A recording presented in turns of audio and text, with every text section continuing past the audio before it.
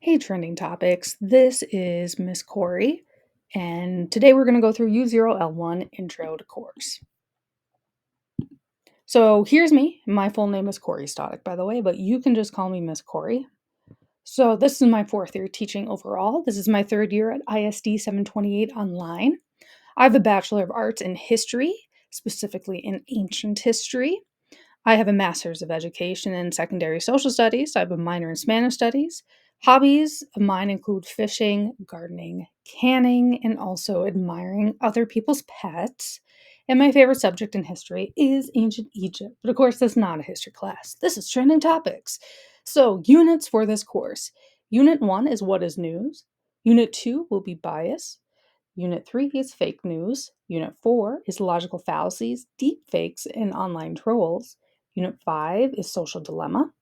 Unit 6, if we have time, will be world issues, and then we'll round out the year with Unit 7, year in review.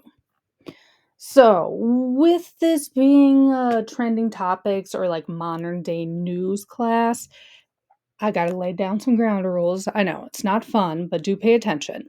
So, this is not a class to debate in. I guarantee that there will be hotly debated topics that come up in class, be it politics, religion, race, sex, etc. This class is not your platform to debate or fight anyone over a topic. Okay? I'm going to repeat that one more time just to make it clear. This class is not your platform to debate or fight anyone over any topic.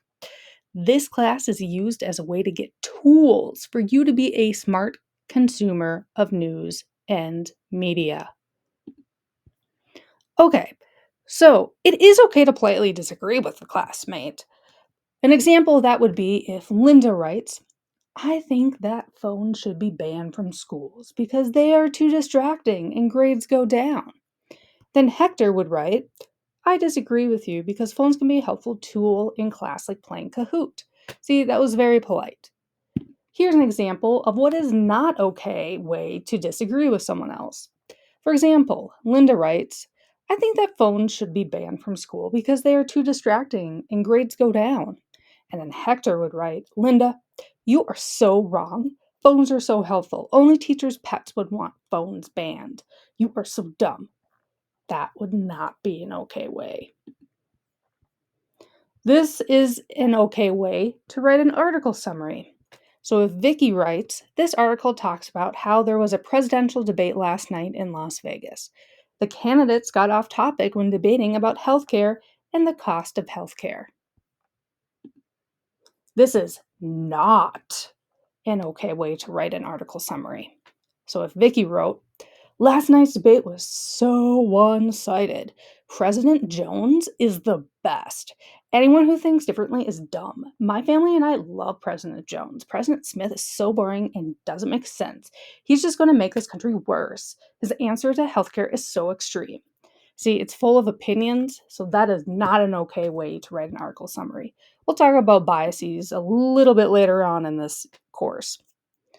Also, do not do any name calling, teasing, bullying, or hate speech. So, an example of name calling would be Susan. You are so stuck up when it comes to educational policies. Or an example of teasing would be Tom, your answers to questions never make sense. Can you not even write a complete sentence? An example of bullying should be Vicky, you should stop talking. Your views on this topic are awful. An example of hate speech would be these people should not belong in the community. They only bring crime and destruction. So, again, do not do any name calling, teasing, bullying, or hate speech. If I see this happen, you will get a 0 for the assignment, but you will also get a call home, a message to your counselor, and your vice principal. So, not pleasant things. If you cannot handle it yourself and what you say, you need to choose a different class than this one. So, before I move on, here's a question for you. What questions do you have about anything I just talked about? And if you don't have any questions, just type none. All right, let's get into some of more of like the course nitty-gritty stuff. So there's some course lingo. If you've never taken a class with me before, this is probably pretty new to you. If you've taken a class with me before, you know this lingo. So assignments will be structured with the letter U, the number, dash L, and then the number. So you're like, that's weird. Why do you do it that way? So the U stands for unit, L stands for lesson. So for example, U0-L1 is Unit 3, Lesson 2. Or one of your upcoming assignments is U0-L1. So that means Unit 1, Lesson 9. Grading. 70% of your grade is summative. So that would be like the test and projects, which all of your like summative assignments or projects for this class. 30% of your grade is formative. So that would be like the daily work, including the ed puzzles like you're doing right now. Formative work is usually worth 5 points, but it can vary depending on the assignment. And summative work varies, usually anywhere between 20 to 35 point range. Again, that really varies with the summative and how big our unit is. So due dates. Due dates for an assignment are due that Sunday at midnight unless otherwise noted. Very, very, very, very rarely, if ever, it'll not be Sunday at midnight. So for example, you can see here, this is a screenshot from Schoology, that it would be due Sunday at midnight. Attendance. Attendance is based upon assignment completion. You must complete all assignments for the current week in order to be marked as present. I will repeat that one more time, especially if you're new to online classes. You must complete all assignments for the current week in order to be marked as present.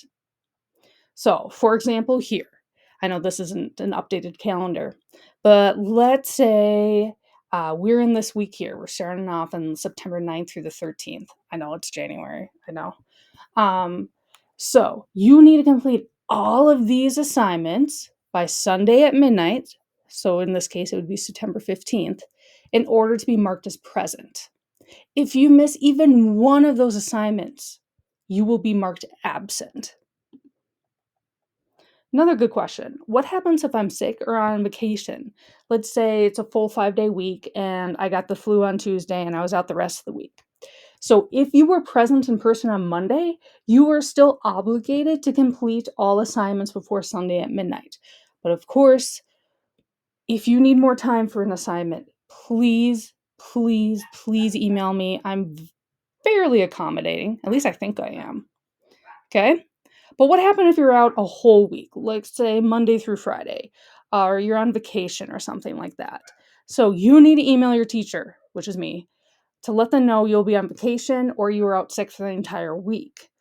So the thing with being an online teacher, and this is one of the hardest things, is I do not get notifications from your home school. So if you're from Elk River, Rogers, or Zimmerman, I'd never get notified if you were out sick. I have no way of knowing. So that's why you have to email me to let me know, or else I will never know and I will mark you absent. And then it's just this whole mess of things. So always let me know. What happens if you are marked absent? Not pleasant things will happen to you. So I do attendance on Monday morning, and so do all the other online teachers. And if Monday's a holiday or whatever, it's just on Tuesday, but whatever. So if I mark you absent, you will get an email from your teacher to you, your parents, your counselor, and your administrator. 2 absences in a row equals a call home, and 3 absences may result in truancy, which means getting kicked out of the class. All right, I just have to read this part off here. So students who are struggling with the learning model of Online 728 will be moved to in-person or blended opportunities as an intervention step to promote student success. Struggling is demonstrated by poor attendance or lack of engagement in online coursework. It is important to remember that online learning is an option for students and not suitable for all learners. Moving students to a learning model that provides more direct teacher instruction follows MTSS guidelines, which is this thing, for intervention. So pretty much what that is saying, if you are not doing well in this online class, you will be moved if you like it or not.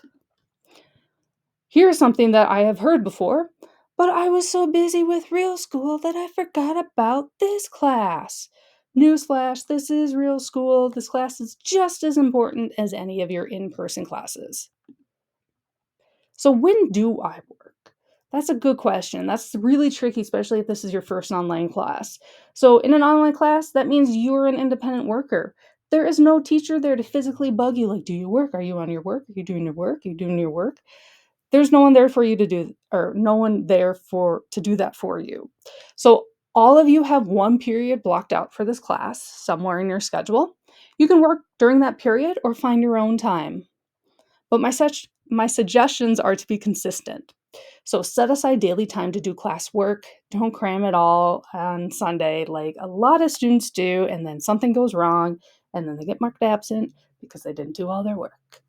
Also, put away your phone. Time management is also key. So rarely do assignments take 15 minutes. Most assignments take like 30 to 50 minutes. Your class period that you have blocked out in your schedule is about 52 minutes. So I always kind of keep that in mind. What happens if you need help? Please, please, please, please contact me. Okay, you can also sign up for Google Meets. I'll show you how to do that in just a second. But by far, the best way to contact me is just to email me.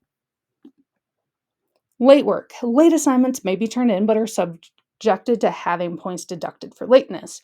When you turn in a late assignment, email me right away so I can grade it. And if you don't email me, I might not see it was submitted and I may not grade it. Plagiarism in AI. I will be very honest with you. I'm very biased towards AI and I do not like it. I have like trust issues with it. I may have some special assignments in the future that you can use AI, but I will make it very clear when those assignments are, and I haven't made any of those yet. Do bear with me, by the way. This is only my second time teaching the class. My first time teaching this class was this past semester. So things are very new to me still when it comes to trending topics in the coursework. For now, you cannot use AI on your assignments. If you do it, it will be an automatic and permanent 0. Oof, that's harsh. And it'd be really, really embarrassing if you fail trending topics. So if you plagiarize, it will also be an automatic and permanent 0. So don't do it. It's not worth the risk. All right, tools used for this class. Edpuzzle, that is my main tool. I love Edpuzzle. We use it weekly, if not multiple times a week. So that's more for my world history when we talk about like the textbook. There is no textbook for trending topics. I'm sorry, I forgot to delete that bullet point. Google Slides, that's always important. Some research assignments will have Google Slides. Schoology, that is our home base for all assignments and announcements. So tips for Edpuzzle. When watching Edpuzzles, make sure you're signed in with your ISD 728 account. Make sure your ad blocker is turned off. Seriously, I know it seems like, yeah, my ad blocker is turned off. But seriously, go back and look to make sure it's turned off. If you don't know where your ad blocker is that little like red hand that's kind of up on the right-hand corner. Let's hear what else. Questions will pop up on the side of the Edpuzzle video and pause the video for you to answer. If these do not occur, you need to turn off your ad blocker. For you to get any points, you must watch the Edpuzzle until the very, very end. Typically, that says something like you're done and has like an emoji or something. It's different. They change all the time. Let me know if you have any questions for the Edpuzzle. So let's test this out. If the video does not stop right now, your Edpuzzle is not working correctly. Okay, so if the video just stopped for you and you had to answer the question, you go into Target with $5. What are you going to buy? Then Edpuzzle is working for you. Also, this is really important because a lot of students like to try to make shortcuts. Make sure you watch all of the Edpuzzle. So when watching an Edpuzzle video, make sure you watch until the very, very, very, very, very end. If you do not watch the Edpuzzle until the very, very end, you won't get points for the video. That would lead to no score. If I don't see a score in the grade book, I'd be like, oh, they didn't do that assignment. I'm going to mark them absent. And that's sad. So don't do that. Watch it all the way to the end. All right, what happened if you're like, wait a minute, I did the Edpuzzle. Why is there a 0 in the grade book? Great question. So a 0 means you completed the Edpuzzle, and now I just need to go into the Edpuzzle and grade it. So I individually grade all Edpuzzles and your answers. You need to give me at least 48 hours to give you a grade. If it's still a 0 after those 48 hours, feel free to email me and I can change it. All right, quick check. Answer in the Edpuzzle. What is the best way to contact your teacher? Hopefully you said email, but you could also say Google Meets, but email is the best. I'm very quick at it. Here's another question. Answer in the Edpuzzle. What percentage of assignments do you need to do in order to be marked as present for attendance? A, 75%, B, 25%, C, 100%, D, 50%. Hopefully you said 100%. All right, let's take a look at Schoology real quick. All right, so here is your Schoology page. It's still a little bit of work in progress from when I am making this video. But you'll see on the top here, you have my contact information. So here's me. Here's the courses that I teach. I also teach advisory, 12th grade advisory, government, trending topics, which is what you're in now, world history, and history through film. Look at that. I have so fun classes. Here's my email address if you ever need it. If you want to sign up for a Google meeting, you can click here. And if you can't make those times, email me to let me know, and we can set something up. And if you turned in a late assignment, make sure you email me.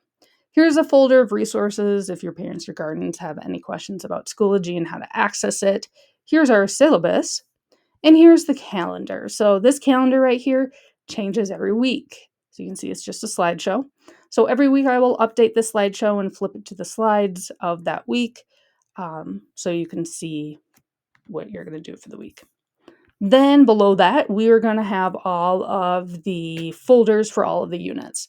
So, for example, you're going to start right now in Unit 0, which you've already clicked on. You will see that there is a calendar at the very top of the page. This calendar goes through what we're doing for the entire unit. Then you will see the weekly folder. So as you kind of figured out, you're in week 1 right now. Once week 1 is done, I will publish week number 2 starting either on like Sunday, January 26th, towards like the afternoon, evening, or right away on Monday, January 27th in the morning. I usually publish the next folder typically on Sunday night or Monday morning. And then if I ever have like a slideshow or anything, you can always go into the resource folder. That's where slideshows are, like this slideshow that you're doing right now. Pretty cool. Okay. And if you click into the weekly folders, they're all structured very similar. So at the very top of the page, you'll have the directions of what you need to do for each day. And then you will also have the direction video below. The direction video below, you're not required to watch it. It's just me explaining what you're doing for the week.